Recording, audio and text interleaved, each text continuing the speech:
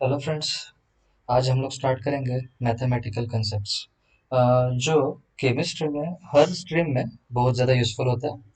वो आपके second semester का फर्स्ट यूनिट होगा केमिस्ट्री में, सॉरी फिजिकल केमिस्ट्री में। तो चलिए देखते हैं क्या है इसमें। जो मैथमेटिकल कंसेप्ट्स है वो बैकबोन होते हैं सारे के सारे ब्रांचेस साइंस और टेक्नोलॉजी के। और जो मैथमेटिकल कंसेप्ट्स है उनमें वाइड वैरायटी होती है एप्लीकेशंस की, जिससे हम लोग useful relationships various physical quantities में वो डिराइव कर सकते हैं। और कुछ टाइम क्या होता है, जो रिलेशनशिप्स है वो बहुत ज़्यादा एक्यूरेट और सिग्निफिकेंट वैल्यूज हमको प्रोवाइड कर सकते हैं, जिसमें हमको डायरेक्ट एक्सपेरिमेंटल मेजरमेंट की ज़रूरत नहीं पड़ती। और जब पॉसिबल होता है कि रिक्वायर्ड एक्सपेरिमेंटल कंडीशंस जो है वो हम लोग अचीव नहीं कर सकते, या तो उस समय कंसेप्चुअल मैथमेटिकल टेक्निक्स जो है वो अप्लाई करते हैं रिलेटेड क्वांटिटीज पे, जिससे हम नए पैरामीटर्स कैलकुलेट कर सकते हैं इजीली। यानी विदाउट एनी एक्सपेरिमेंटल परफॉर्मेंस हम पैरामीटर्स को डायरेक्टली कैलकुलेट कर सकते हैं। केमिस्ट्री में पर्टिकुलरली जो इनऑर्गेनिक या फिर फिजिकल केमिस्ट्री, हम ऑर्गेनिक की बात नहीं करेंगे, लार्ज नंबर ऑफ प्रिंसिपल्स है और थेरीज है, उनको प्रपोज किया गया और वेरीफाई किया गया theoretically as well as quantitatively through the application of mathematical techniques. यानी यहाँ पर भी बहुत ज़्यादा यूज है उसका। और starting from the modern wave mechanical model of atom, valency theories और एंटायर डेवलपमेंट जो है केमिस्ट्री की, अप्लाइड केमिस्ट्री, केमिकल फिजिक्स और केमिकल टेक्नोलॉजी, यानी सभी जगह केमिस्ट्री है। इसमें वेरियस मैथमेटिकल फार्मूला हम लोग यूज कर सकते हैं, जिससे हम यूजफुल रिजल्ट और कंक्लूजन्स को अचीव कर सकते हैं। जो डेवलपमेंट्स है क्लासिकल थर्मोडायनेमिक्स, केमिकल थर्मोडायनेमिक्स और statistical thermodynamics, chemical kinetics, quantum chemistry और इलेक्ट्रोकेमिस्ट्री में, तो उसमें क्या हुआ है, मैथमेटिकल कंसेप्ट जो है उसी की वजह से डेवलपमेंट अचीव हो चुकी है। अभी इस चैप्टर में हम लोग डिस्कस करेंगे कुछ useful topics various branches of mathematics के, जो हम लोग यूज करेंगे सब्जेक्ट को अच्छे तरीके से समझने के लिए, और जिससे हमको फ्यूचर में जो डेवलपमेंट हो सकती है केमिस्ट्री में, उसके लिए गाइडलाइंस मिलेगी। तो जो सबसे पहला टॉपिक आता है मैथ्स में या फिर मैथमेटिकल कंसेप्ट में, जो हम यूज करेंगे केमिस्ट्री में, वो है लॉगरिदमिक रिलेशंस। जो आप लोग ट्वेल्थ में ऑलरेडी पढ़ चुके हो कि लॉग्स कैसे निकाला जाता है, तो उसको हम लोग शुरुआत से थोड़ा ओवरलुक करने की कोशिश करेंगे। ज़्यादा डीप में हमको जाने की ज़रूरत नहीं इसमें। सिर्फ हम जितना ज़रूरत का है उतना ही इस टॉपिक में डिस्कस करेंगे। देखिए, अगर ये is any positive real number, देखिए रियल नंबर है, पॉजिटिव है, और एक्सेप्ट वन, यानी एक से अलग डिफरेंट डिफरेंट नंबर होना चाहिए, एक से ज़्यादा होना चाहिए। And n is any rational number, n होना चाहिए रैशनल नंबर, और ए होना चाहिए कोई भी पॉजिटिव रियल नंबर। तो a to the power n is equal to b, अगर ऐसा रिलेशन एग्जिस्ट करता है, यानी ए को अगर पावर दिया एन का, आंसर आता है बी, तो हम लोग एन को बोलते हैं logarithm of b to the base a. देखिए यहाँ पे उल्टा है, n is the value of log, किसका लॉग, बी का लॉग, लेकिन बी का लॉग लिया है विद बेस ए। अभी इसको हम लोग रिटर्न कैसे करेंगे, तो इसको रिटर्न करेंगे हम लोग log to the base a of b is equal to n, पढ़ेंगे भी वैसे ही, log to the base a of b is equal to n। thus a to the power n is equal to b हो जाएगा, इसका मतलब log to the base a of b is equal to n हो जाएगा। here a to the power n is equal to b को हम लोग बोलते हैं एक्सपोनेंशियल फॉर्म। देखिए अभी ये जो फॉर्म लिखा है, जहां पर log नहीं लिखा है लेकिन पावर के फॉर्म में लिखा है, उसको हम लोग बोलते हैं एक्सपोनेंशियल फॉर्म। और जो लॉग के फॉर्म में लिखा है, log to the base a of b is equal to n, इसको हम लोग बोलते हैं logarithmic form of relation among a b and n. यहाँ पर देखिए हम लोग तीन चीजों की जरूरत है। एक चीज जिसका हम लोग लॉग फाइंड करेंगे, दैट इज बी। एक चीज जिसको हम बेस में रखेंगे, दैट इज ए, और जो आंसर आएगा दैट इज एन। तीन चीजों के बीच का रिलेशन डायरेक्टली हमको लॉग से मिलता है। कुछ एग्जांपल देखते हैं हम लोग। 4 का स्क्वायर आता है 16, इसका मतलब हम लोग लॉग किसका लेंगे, 16 का लॉग लेंगे, तो 16 का लॉग आएगा 2, लेकिन बेस रहेगा 4। Log of 16 to the base 4 is equal to 2। 5 to the power 0 is equal to 1 आता है, इसका मतलब log to the base 5 of 1 is equal to 0। देखिए जो आंसर आया है पावर पुट करने के बाद, उसी का लॉग निकालना है, और जो जिस नंबर का पावर लिया है उसको बेस में रखेंगे, और जो पावर आता है वो पावर लिखेंगे आंसर में। अभी इस केस में हम लोग देखते हैं, find the value of x in the following relations. थोड़ा सा एग्जांपल क्या सॉल्व करने की कोशिश करेंगे। log to the base x of 64 is equal to 2 लिखा है। इस केस में हम क्या करेंगे, सीधे सीधे ये जो बेस लिखा है वो बेस, और इधर लॉग का आंसर आया उसको पावर लेके चले जाएंगे। यानी बेस लिखा पहले, जो आंसर आया वो पावर में लेके चले गए, दैट इज इक्वल टू 64। अभी कौन सा नंबर है जिसका स्क्वायर 64 आता है, दैट इज इक्वल टू 8। अभी यहाँ पर देखेंगे log of log to the base x 1/4 is equal to -2 लिखा है। अभी x वैसा ही लिखेंगे, पावर लिखेंगे -2, दैट इज इक्वल टू 1/4। तो x इज इक्वल टू हो जाएगा, ये जो -2 है उधर जाने के बाद 1 - 1/2 हो जाएगा। तो that will be your answer. तो ये आंसर जब पुट किया है तो ये 4 ऊपर चला गया, 4 ऊपर गया तो उसका पावर आ गया -1।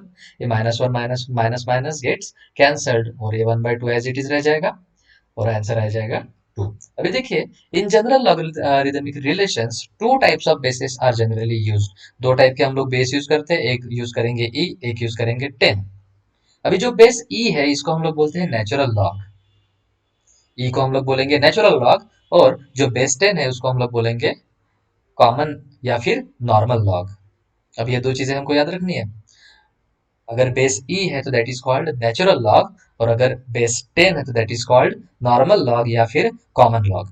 अभी since base 10 is commonly used, it is not mentioned every time. देखिए, अगर for example log to the base 10 of 5 है तो इसको हम लोग लिखेंगे कॉमनली log ऑफ 5। क्यों? क्योंकि हम लोग मैक्सिमम टाइम्स बेस 10 यूज करेंगे, इसलिए हम लोग हर जगह उसको 10 लिखने की जरूरत नहीं है। लॉग अगर लिखा है, सिंपली लॉग लिखा है तो बेस हमको हमेशा 10 रखना है, और अगर ई बेस लिखा है तो बेस लिखा ही रहेगा अगर कंसीडर करना है तो, अदरवाइज ई लिखा नहीं रहेगा तो that is not considered to be e, वहां पर हम लोग 10 लिखेंगे। और दूसरी बात, अगर log to the base e है तो उसको सेकंड फॉर्म में हम लोग लिख सकते हैं एल एन। एल एन का मतलब होता है एन फॉर नेचुरल, और यल मतलब लॉग, यल एन का मतलब हो जाएगा log to the base E.